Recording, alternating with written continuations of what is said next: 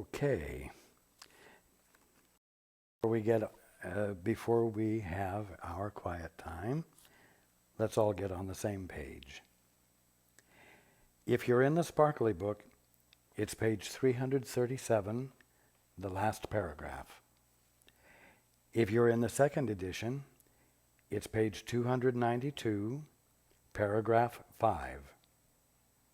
If you're in the first edition, it's page 271, the third full paragraph. If you're in the JCIM, it's page 141, the 8th paragraph. And if you're reading from the CIMS edition, it's page 283, paragraph 42. Okay, let's take a few moments to be quiet together.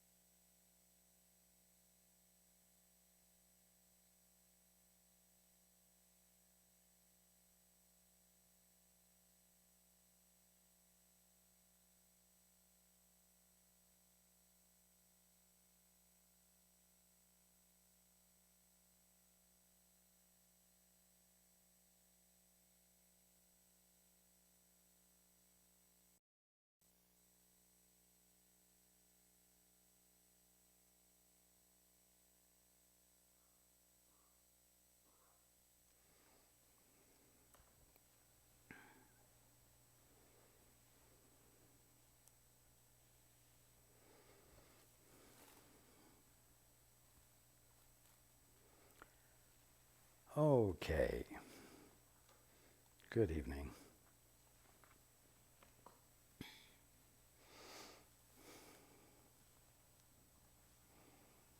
And welcome to everyone who's joining us on the internet.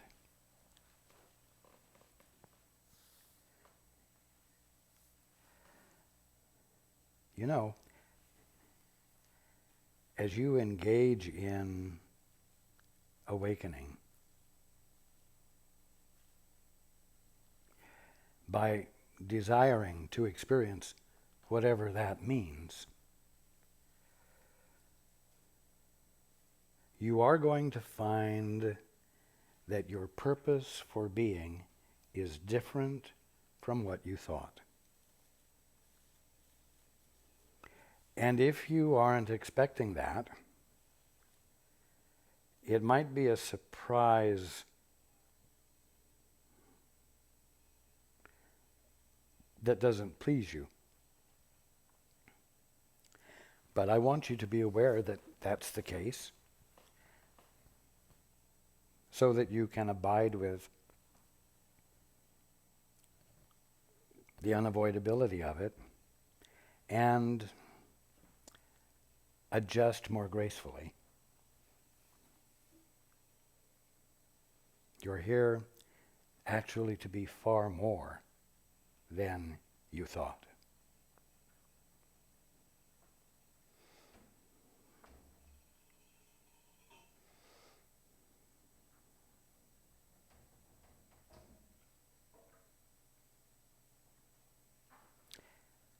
We talked last week about the fact that you're not used to thinking of yourself as being holy. And this week we're going to talk a little bit about what being holy means. And in this sense, you will begin to see that there is a difference between your purpose as it truly is and what you have for the last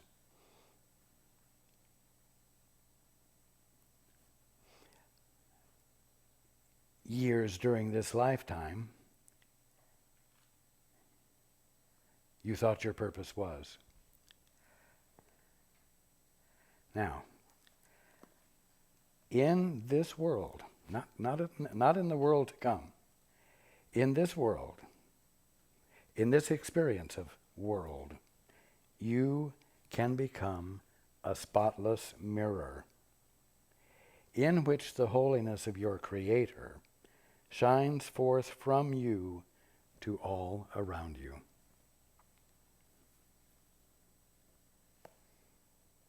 That's a glorious purpose of being.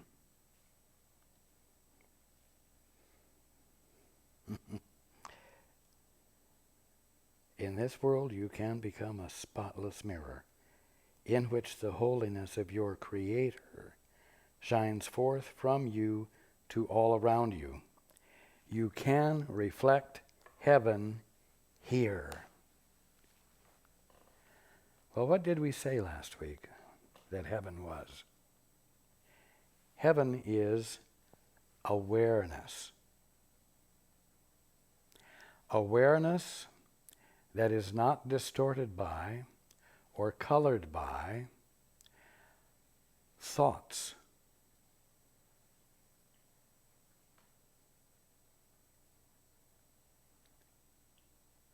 Occupying awareness that do not reflect reality, that do not reflect the truth,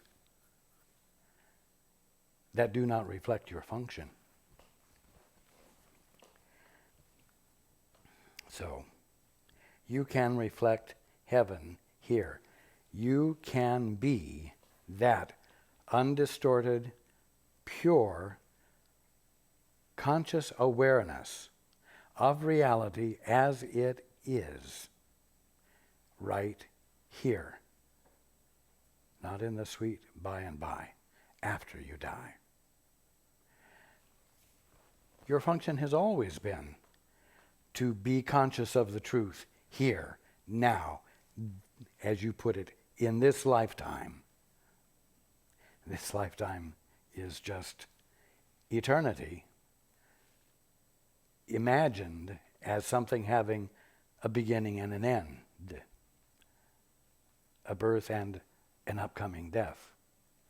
But as you make this shift of consciousness called awakening, you'll find that the experience of birth will disappear. It will not be a part of your memory.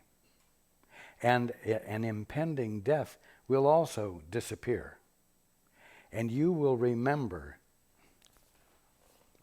wholeness.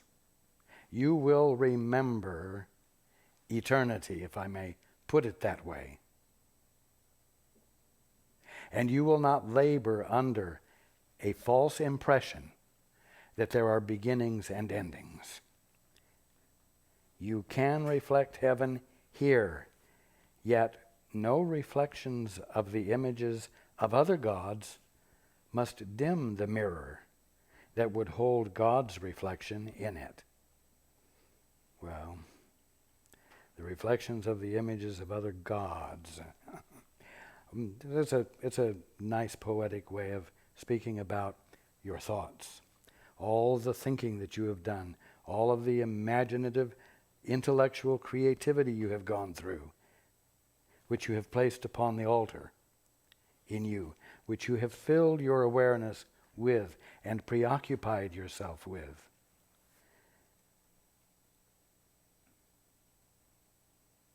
Yet no reflections of the images of other gods must dim the mirror that would hold God's reflection in it. Earth can reflect heaven or hell, God or the ego. There it is right there. Heaven is God. Heaven is equated with God. Heaven is equated with first gear. You in your right mind. Hell is the equivalent of second gear, where you have engaged in this self-assertion that brought you into existence as a concept you had of yourself that you insisted in bringing into manifestation, into recognizability. That's all there is to hell. All there is to hell is your mind cluttered up with your thinking, cluttered up with your preoccupation with what you have created out of pure imagination.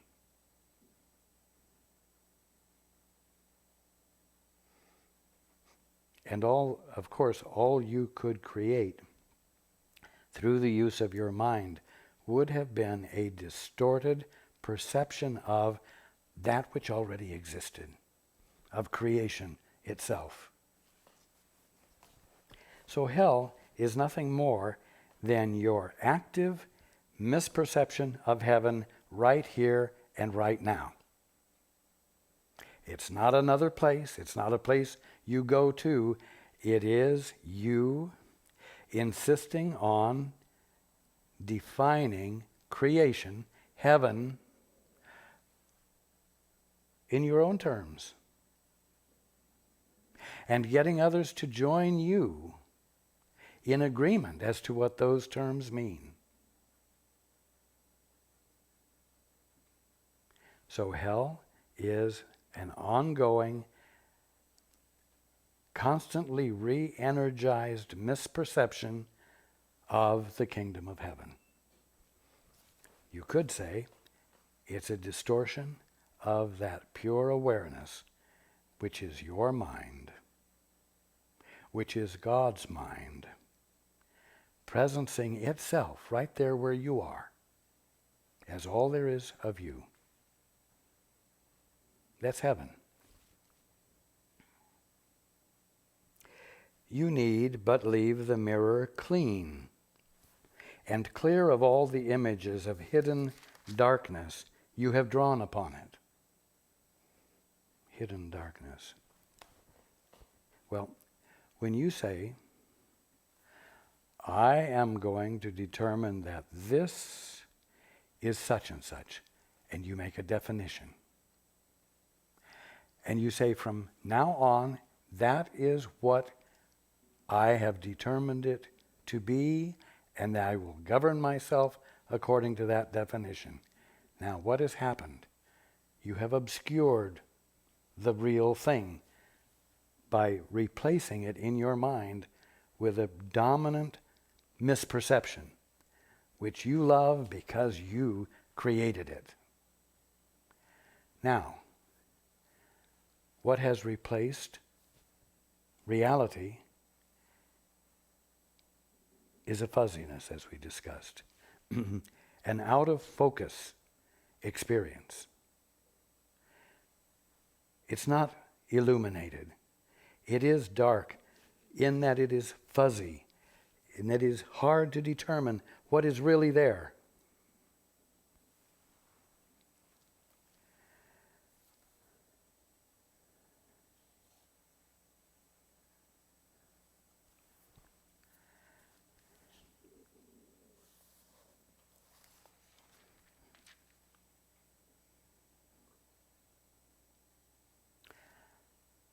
So when it refers to hidden darkness, it's darkness that you can't actually put your finger on.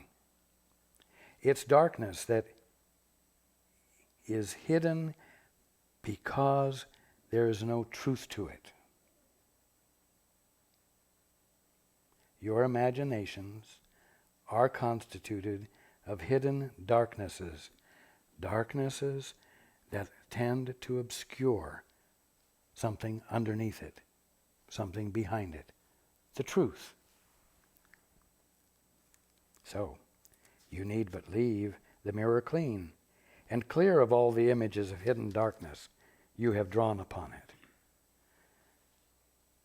it.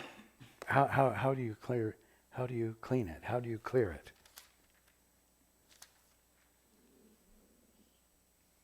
By not thinking. You clean it or clear it by meditating, by becoming still, providing yourself with a gentle focus, and staying with that without engaging in thinking, so that your mind becomes free of thoughts. That's how you clear the mirror. That's how you cease to introduce illusion.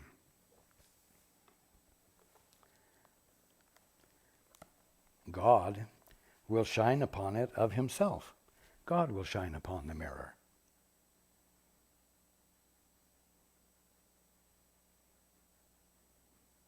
God is shining upon the mirror. Even though your thoughts are obscuring what's shining on the mirror truly, God is shining upon the mirror. God will shine upon it of himself. Only the clear reflection of himself can be perceived upon it. You see, your hidden darknesses can't really be perceived on it. Reflections are seen in light. Simple. In darkness they are obscure, and their meaning seems to lie only in shifting interpretations rather than in themselves. You see, God's thoughts reflected on the mirror are themselves the real thing. They're not concepts of the real thing applied to the real thing after the fact.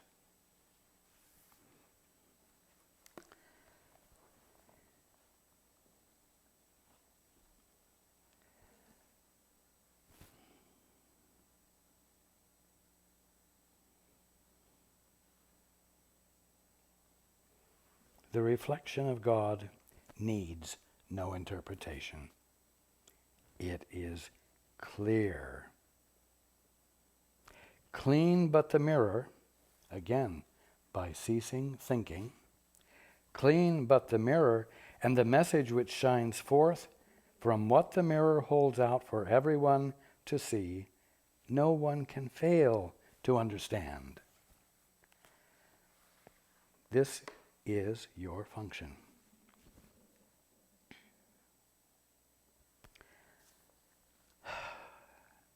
Your function is to value the silence, to value the absence of your thinking enough to abandon the thinking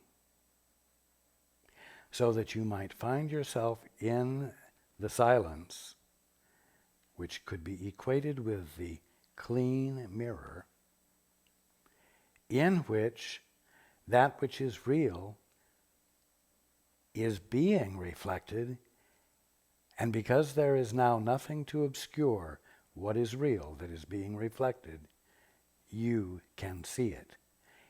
What is real becomes your experience. And when what is real becomes your experience, that becomes what you express. That becomes what you communicate.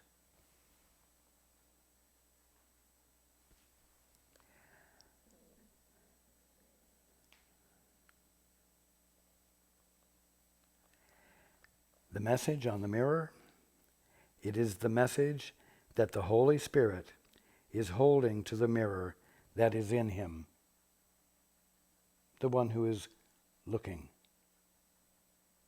for truth. He recognizes it, the seeker, because he has been taught his need for it. I am teaching you of your need for it. Your suffering experience is teaching you the need for it. You will recognize it because you have been taught your need for it, but know not where to look to find it. What it actually says is, he recognizes it because he has been taught his need for it, but knows not where to look to find it. Let him then see it in you and share it with you.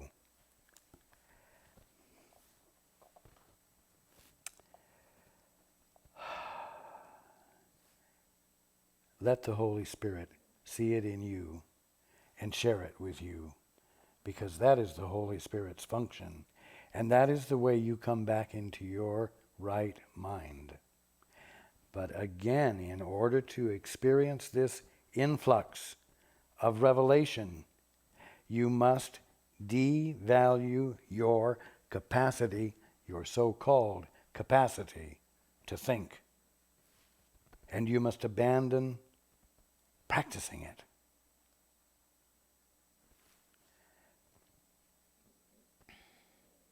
Could you but realize for a single instant the power of healing that the reflection of God shining in you can bring to all the world, you could not wait to make the mirror of your mind clean, to receive the image of the holiness that heals the world.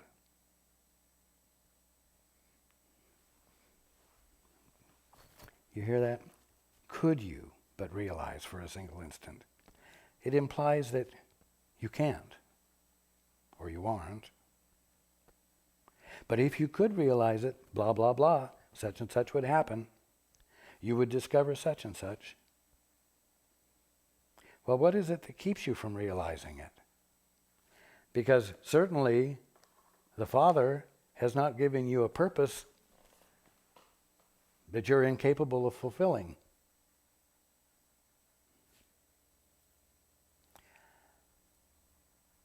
What keeps you from realizing it for a single instant, even, is that you do not want to abandon authority that you think you have and which you value highly. It's that simple. If you're going to wake up, you're going to first of all say, Father, and break the silence, break your autonomy, And then you're going to say, Father, acknowledging your sonship or daughtership, thy will be done. Thy will, not mine, be done. Nobody wants to do that. Oh, a lot of people give lip service to it. But very few of you are willing, even for a moment, to say, thy will be done, and then want to know what the Father's will is. In other words, to know what the movement of creation is in this moment, aside from the definitions and meanings you've been giving to it all.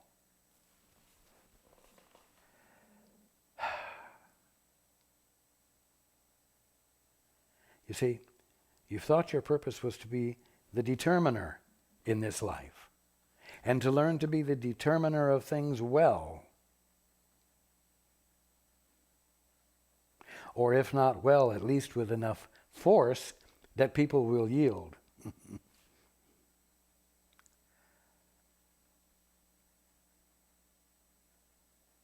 Somewhere along the line, hopefully without too great suffering,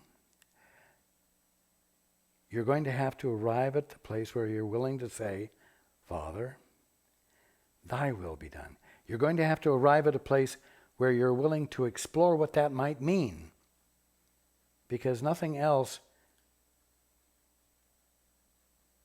holds as much interest for you. You've got to arrive at that point. Could you but realize for a single instant the power of healing, that the reflection of God shining in you can bring to all the world, you could not wait to make the mirror of your mind clean, to receive the image of the holiness that heals the world. Now, what I want to convey here is that what keeps you from having this experience is something that you value greatly, but it isn't really that big a thing to abandon. To abandon willfulness, to abandon that exertion of energy to bring into existence the you want everybody to believe you are, must simply be abandoned. Stop doing it. Stop doing it for a minute. Stop doing it for a second. With true abandonment, you can do it. It's just that you didn't think that was what you needed to do. You didn't think that was part of the program, because you thought the opposite was the God Almighty purpose of being.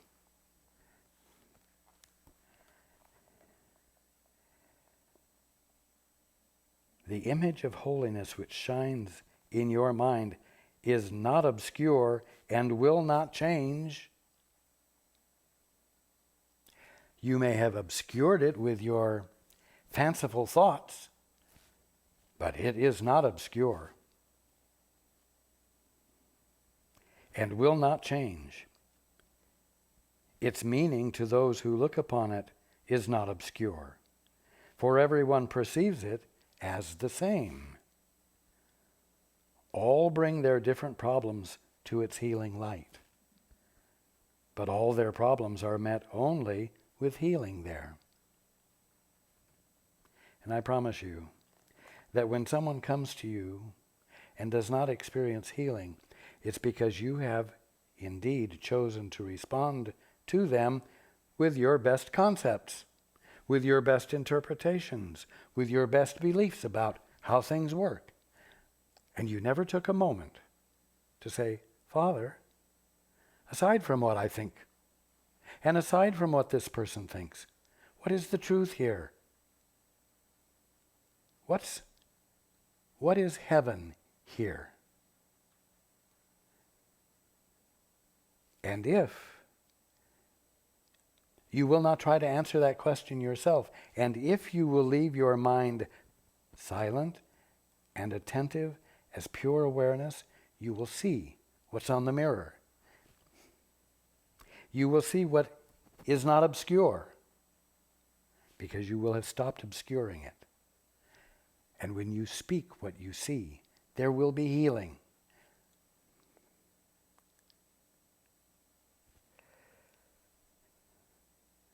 That's your birthright. That's what it's time for all of you to begin experiencing again. The response of holiness to any form of error is always the same. It's that which comes from the pure awareness that no one has altered and distorted away from its perfect, I'm going to say, perception and experience of heaven, of reality.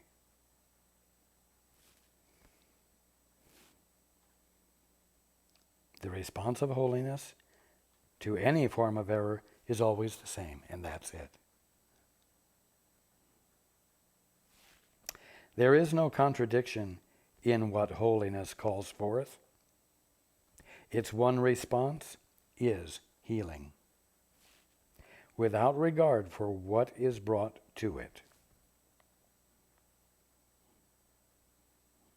Just as there's no degree of difficulty to miracles, there's no degree of horribleness or actuality to illusions. So no matter what illusion is brought, the response is always the same. It's not a response to the illusion. It's a response from that pure awareness that has looked upon reality in the absence of thinking, because there was a love for truth.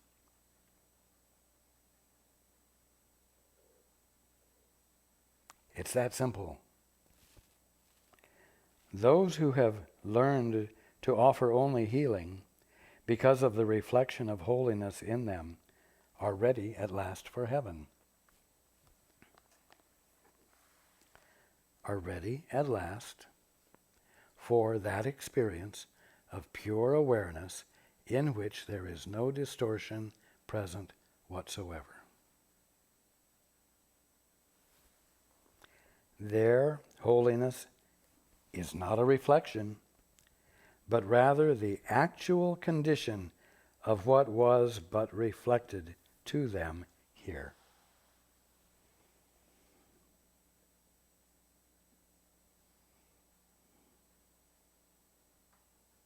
You see, the message isn't a concept.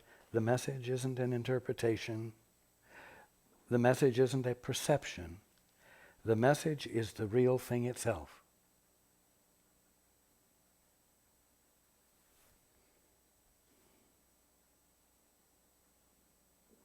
Shared so clearly that it's obvious to everyone it's shared with. God is no image, and his creations, as part of him, hold him in them, in truth. They do not merely reflect truth, for they are truth. You see, the kingdom of heaven that I've been saying you are confronted with at all times, because there literally is nothing going on other than the kingdom of heaven, is truth itself, is real itself, is God presencing himself not as a concept or an object or an image, but as himself. Reality is what you are confronted with in every single experience you're having, but you are experiencing it in a distorted fashion. because you have this unquenchable desire to be original and to make your mark on life, not realizing that you are life unfolding itself right there where you are. And you see, there's where the problem comes into play. Because you don't want to be life unfolding itself, you want to be the unfolder.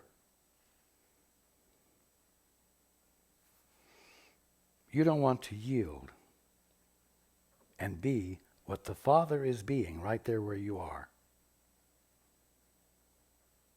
You don't want to fit in. You don't want to flow with. You don't want to be in consummate, utter harmony with the universe in its infinite unfolding. And that's why the primal scream comes out, because you want to stand out from the rest. And you think that's the way you bring yourself into existence. Hey, everyone, look at me. Look at me. Don't look at everything. Abandon your infinite experience of reality and have a tiny experience of me, separate from everything else. And by doing that, separate yourself from everything else. You see? This forceful self-expression that you exercise in order to stand out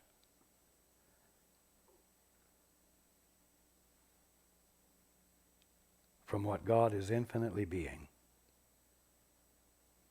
is creating for you a life full of stress, full of thrills, full of fearful things, full of exciting things, but no peace,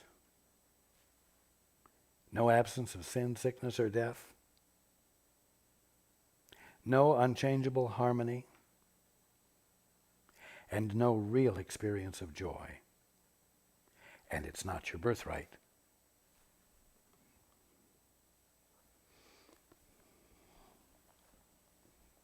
The next section is called The Shift to Marigolds. When no perception, in other words, no thought that you've made up, when no perception stands between God and his creations, or between his children and their own, the knowledge of creation must continue forever.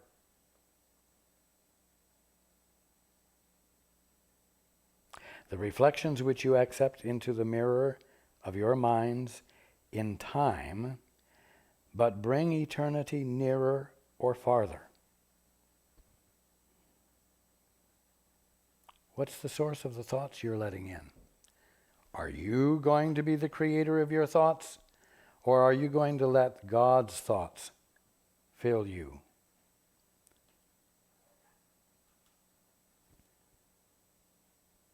One will bring eternity nearer, the other will make it further away. But eternity itself is beyond all time. Reach out of time and touch it with the help of its reflection in you.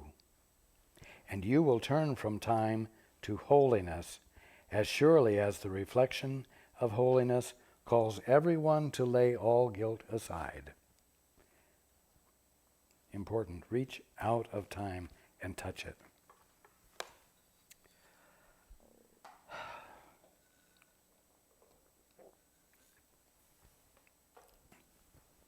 If you're going to reach out of time, you're going to have to let go of your anchor in time.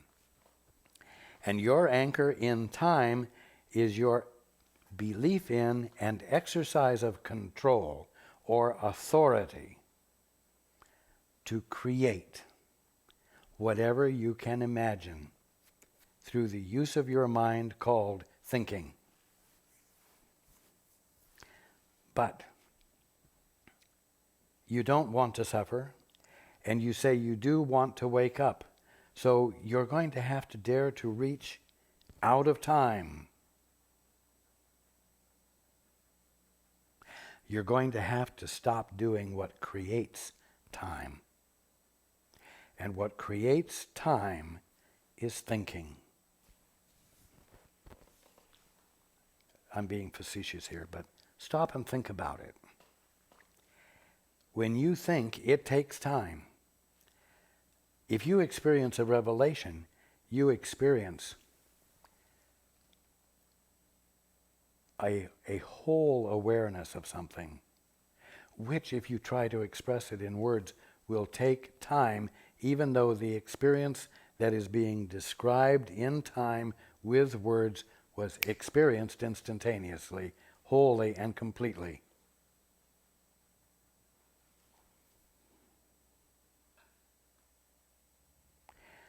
There is so much advantage available to you, to all of you, if you will truly begin to stop thinking.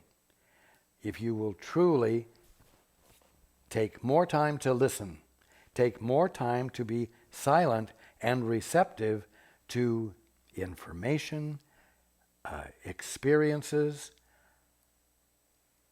that you did not make up or create.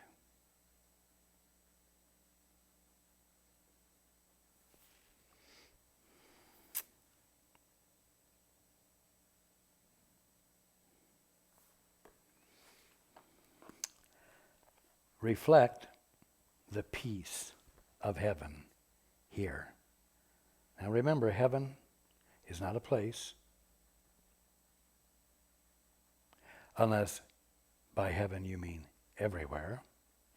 Heaven is that conscious awareness which is not distorted by, or confused by, or obscured by spurious, imaginative thoughts.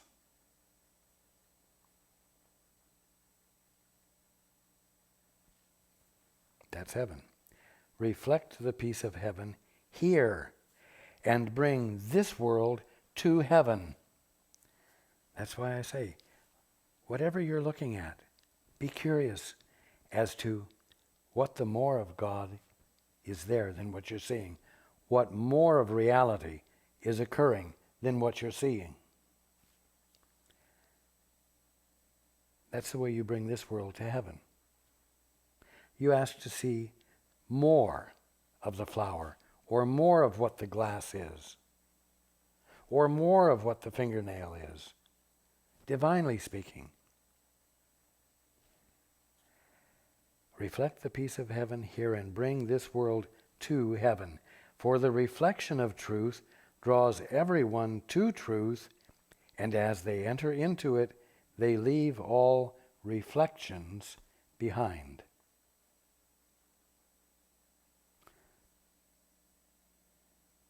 You stand in front of a mirror, there is a reflection of you, but the you that is looking in the mirror is real. When you want to know what truth is, you are desiring to experience what is real, not an image of it, not an approximation of it.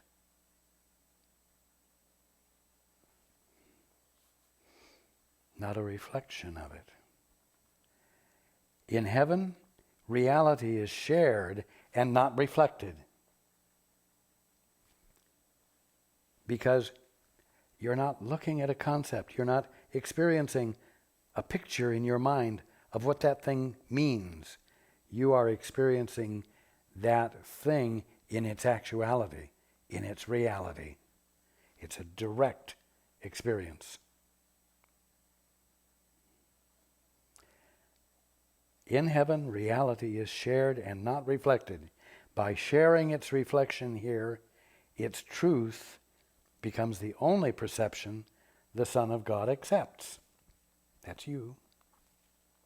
And thus, remembrance of his Father dawns on him, and he can no longer be satisfied with anything but his own reality.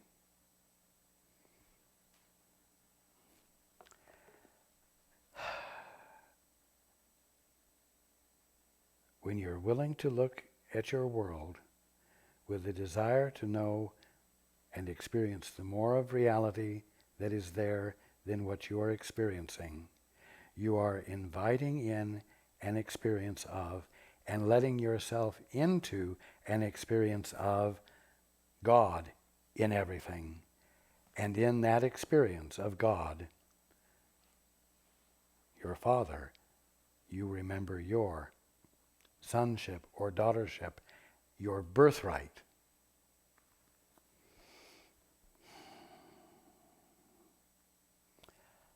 And thus remembrance of his Father, your Father, dawns on him, you, and he, you, can no longer be satisfied with anything but his or your own reality.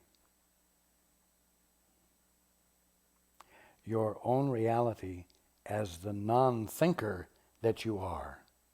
Your own reality as the pure conscious awareness that knows all. As a direct experience. Not as a thought about an experience or a thought about a thing. You, on earth, have no conception of limitlessness. For the world you seem to live in is a world of limits. In this world it is not true that anything without order of difficulty can occur. When you're looking at everything from second gear, there are orders of difficulties. There are no miracles. And you're without your birthright. The miracle, therefore, has a unique function and is motivated by a unique teacher. This means a real miracle. The miracle, therefore, has a unique function and is motivated by a unique teacher who brings the laws of another world to this one. Now, it isn't that there really are two worlds. It's that in your mind you have created a definition of reality of heaven, and that definition is a misperception of reality. And you abide in and live in and act in and govern yourself according to this misperception. And part of this misperception is that there is order of difficulty. And part of the reality of this misperception is that there are no miracles. This misperception, because it's embraced as though it's actual, can only be interrupted or rendered invalid by something entering it from somewhere outside the definitions. In other words, by reality. So,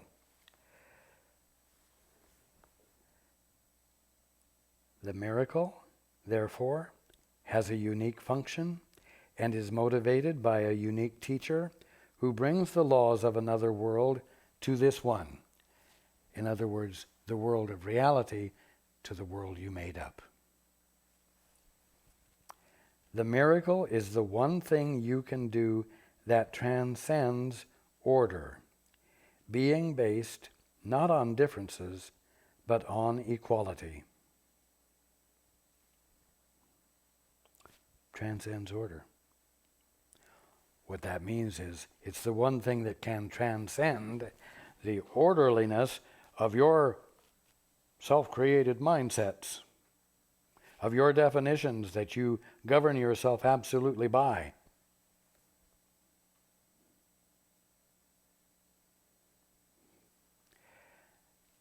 The miracle doesn't fit into your rules. The miracle doesn't fit into your structures. Your structures say miracles can't happen.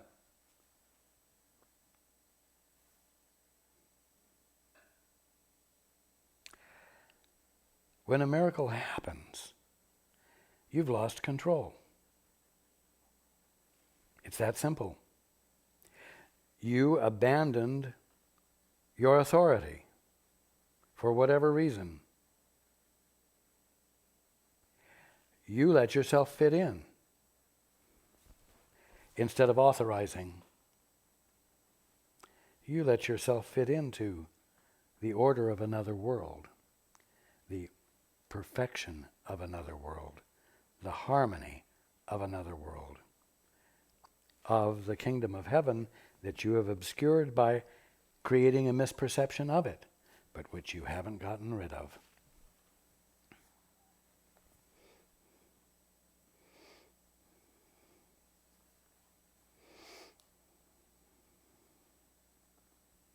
Miracles are not in competition.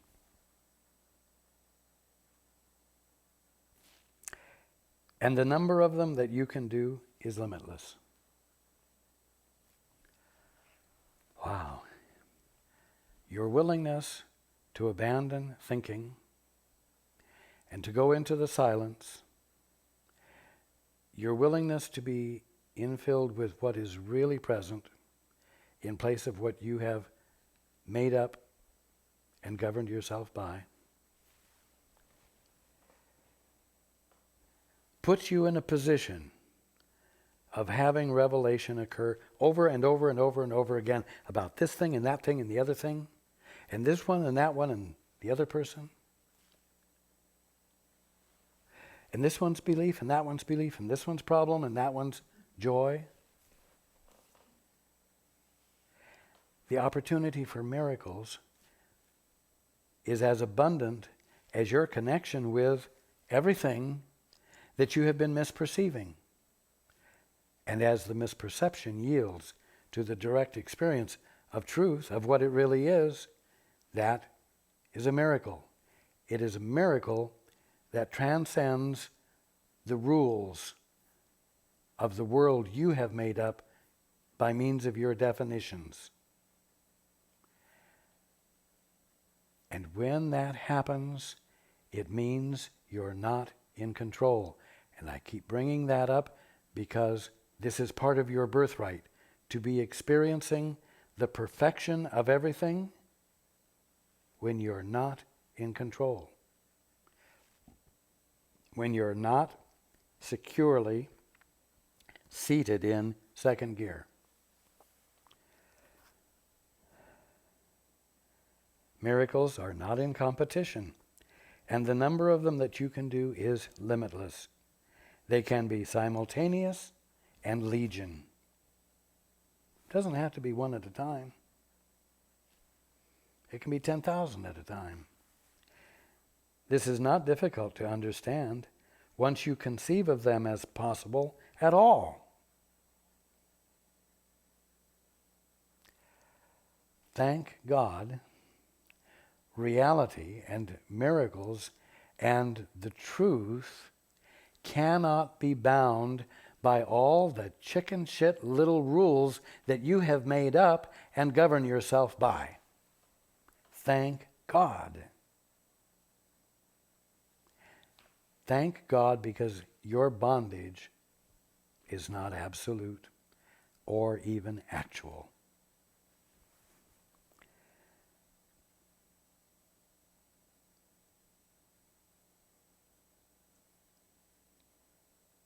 Again, miracles are not in competition, and the number of them that you can do is limitless.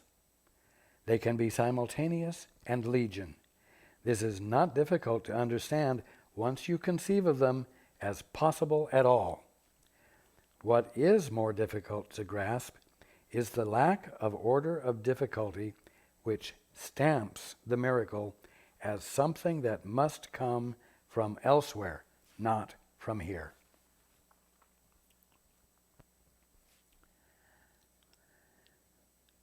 The only thing that can come from here is something you've made up, and something that you have given the primal scream to actualize.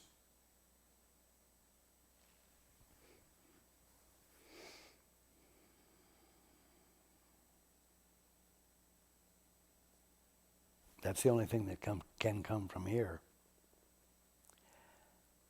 Have you had enough of it? Would you like some refreshing experiences? A miracle must come from elsewhere, someplace other than your thinking. And it will come from the silence in you, which, if you will access it, you will find is the mirror on which God reflects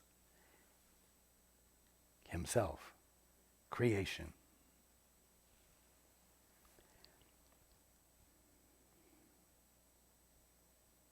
What is more difficult to grasp is the lack of order of difficulty which stamps the miracle as something that must come from elsewhere, not from here. From the world's viewpoint, this is impossible. What that means is that from the viewpoint of the rules you made up and the definitions of the world and universe that you abide by, that anything can come from elsewhere has to be impossible. Again, thank God it's not.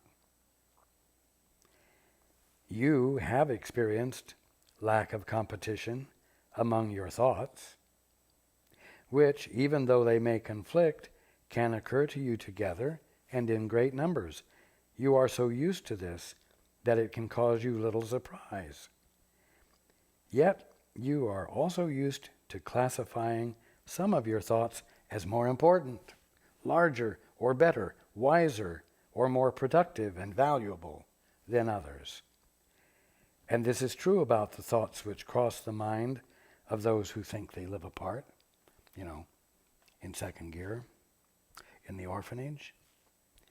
For some are reflections of heaven, while others are motivated by the ego, which but seems to think. You see? Seems to think. Thinking is one of those things that never happened.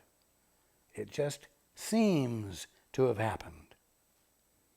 Well, according to your current mindsets, that's one of the things that has to be impossible. But it's not. The result, however, I'm adding the word however, the result, however, is a weaving, changing pattern which never rests and is never still. It shifts unceasingly across the mirror of your mind, and the reflections of heaven last but a moment and grow dim as darkness blots them out. Where there was light, darkness removes it in an instant, and alternating patterns of light and darkness sweep constantly across your minds. That's life. That's what you've been experiencing, you unholy ones.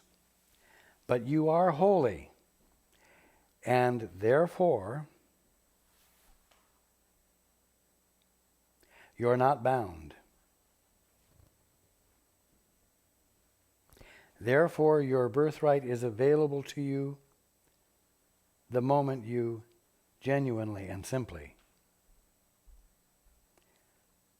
abandon your devotion to thinking. Spend more time listening. Be silent more often during your day. It's not necessary to always be thinking or saying something. Remember that when you're willing to become still,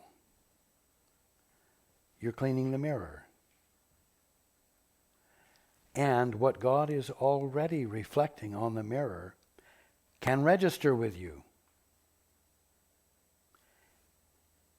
It's spontaneous, it's automatic, it's unavoidable. So do it.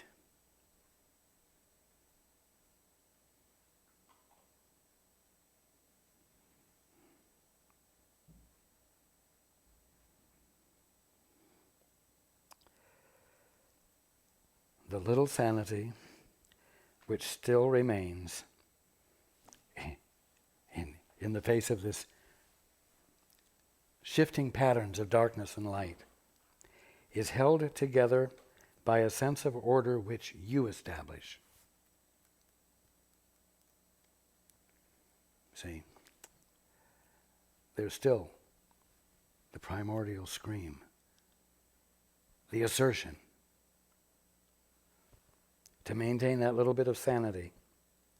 Yet the very fact that you can do this and bring any order into chaos shows you that you are not an ego and that more than an ego must be in you. For the ego is chaos. And if it were all of you, no order at all would be possible.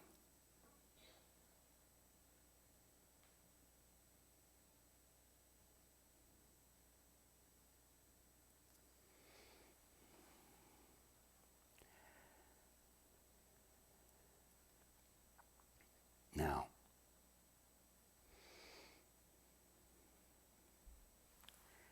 as you enter this coming week, I encourage you to invite in revelation.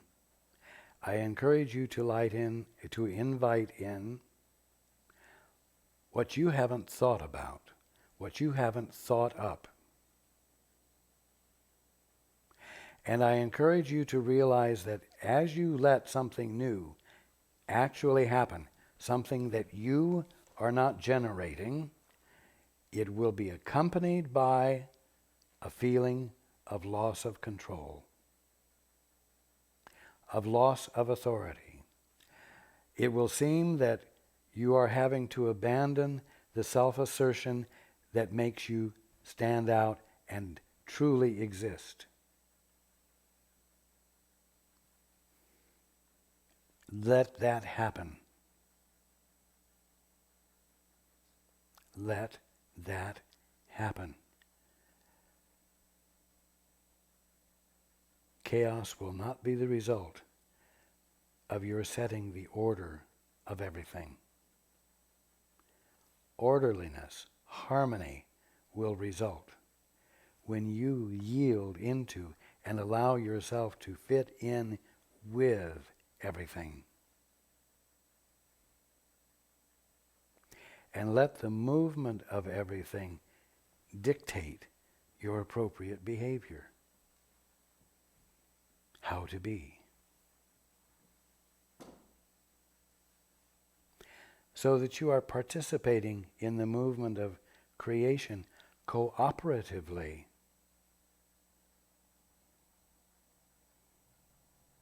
And that's where the absence of vulnerability enters your experience, and peace, and love, and joy, and on and on.